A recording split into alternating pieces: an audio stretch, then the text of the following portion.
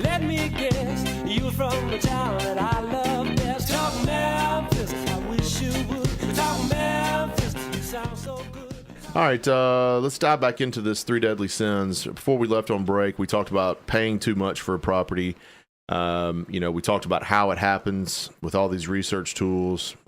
We talked about our market creating this sum, and that can be true with, Memphis and coming into Memphis. And one of the things is maybe your target product is too expensive. And we touched on that a little bit with the turnkey or a specific kind of rental home. Maybe it's pricing you out of that anyway. But over leveraging is another big mistake that I didn't learn personally, but I learned by working with investors early. Yep. One of my first clients that I got was a CrestCore client.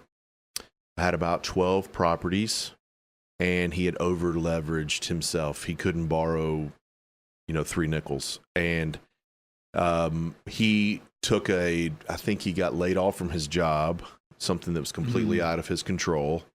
And now, because he over leveraged, his cash flow was short. He was paying off notes and he was getting things done, but all of a sudden he had 2 vacancies, and then he had a third, and then he had a fire. So that you can try to avoid the vacancies the best you can. I don't know what you can do to avoid a fire. Yeah. That's just bad luck.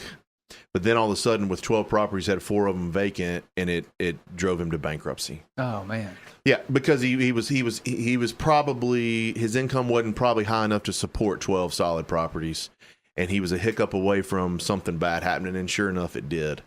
And that's a lesson I learned from the beginning. Unfortunately, I saw someone else go through it to learn that lesson. But when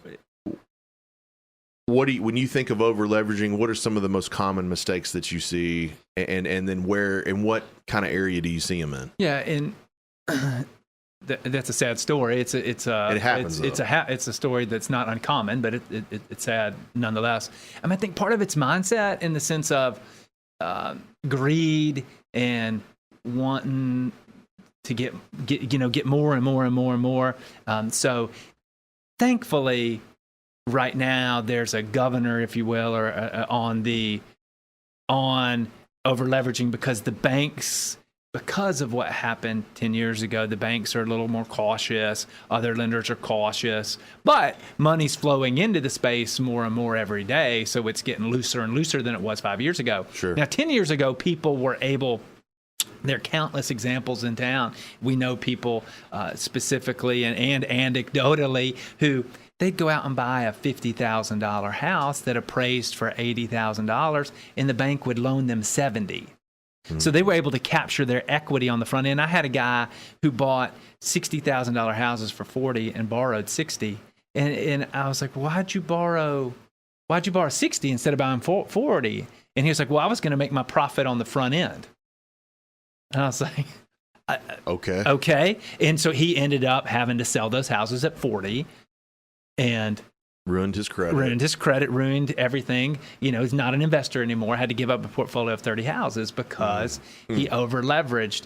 And again, that was over leveraging in the sense of being greedy and borrowing and borrowing more than the houses cost. That seems, and I'm glad I don't know this person, that seems greedy. That was prevalent in the 2000 to 2007, 8. So all I'm saying is that's a mindset. That's kind of a little herd mentality everybody's doing. There were seminars, people who are real estate leaders in town now were teaching seminars back then, teaching people how to do this.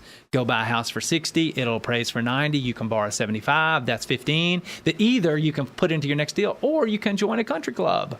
Or you can buy a new boat. And that's what. Or you can take a vacation. And people were doing that. Again, thankfully there are some constraints on that right now, but that day will come. The pendulum swings between unjustified pessimism and unsustainable optimism. So we kind of were in the unjustified pessimism, but we're going to swing back to that, that optimism where people are just going, unsustainable. You think we're moving to that? Oh, I think Maybe not in the single family space as much as in some other areas. It kind of goes in different waves, but it will happen. There's no doubt we'll see some type of bubble. I mean, we've seen, Sounds like we've seen 3 or 4 bubbles in our lifetimes in different asset classes. So again, what's it going to be? The single family rental? I don't know, but it'll definitely be something where people are greedy.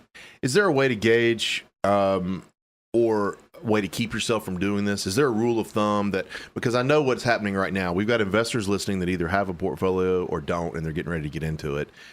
Over leveraging is one of the biggest mistakes, as we just talked about. We mentioned just 3 people that are now no longer in the business. Is there a gauge? Is there a tool that you can use? My next note was lean on bankers to pump the brakes, but is there another gauge or tool that we can use to say, ooh, we're crossing over into a red line area? Again, I have a mentor who's got 8,000 units personally. They're mostly multifamily, but I mean, he said never borrow against income, only borrow against income producing assets. So don't borrow against anything unless it produces income.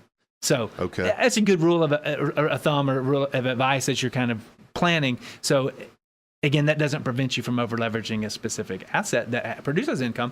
But if you, again, we talked about this earlier, if you surround yourself with like-minded people you admire, mentors, peers, the information available right now, it's almost limitless as far as people who can encourage and mentor and shape and teach, and help you prevent it.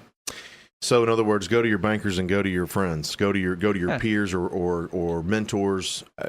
Property managers, local RIAs, real estate agents, insurance agents. Ask around. There are gazillion places to go to learn how the experts do it. Success leaves clues. Yes, doesn't it? We've always talked about on this show that you are who you hang with. You are who you hang with. And I know that's kind of a simple and a slangy way to say it, but my dad taught me that growing up. But I would get in some trouble with some kids or whatever, and I would hear him say it now. You are who you hang with. If you're going to hang with those kids, you're going to trouble. Then you're going to be in trouble. If you're going to hang with these kids that are doing the right thing, you're doing the right thing. Same thing applies to us and to now. If you're hanging with investors that are doing the right thing, mentors that have either gone through it or are doing it now, bankers and all your partners, and you can lean on them. If you take their advice and you go with that flow, you're going to become that. Yeah, and take advice and encouragement from people who are where you want to go, not from people who have never done what you've done or are behind where you are or beside you. I mean, look to those folks in front of you. That's what you want to strive for. All right, let me ask you this. Can't get enough listening to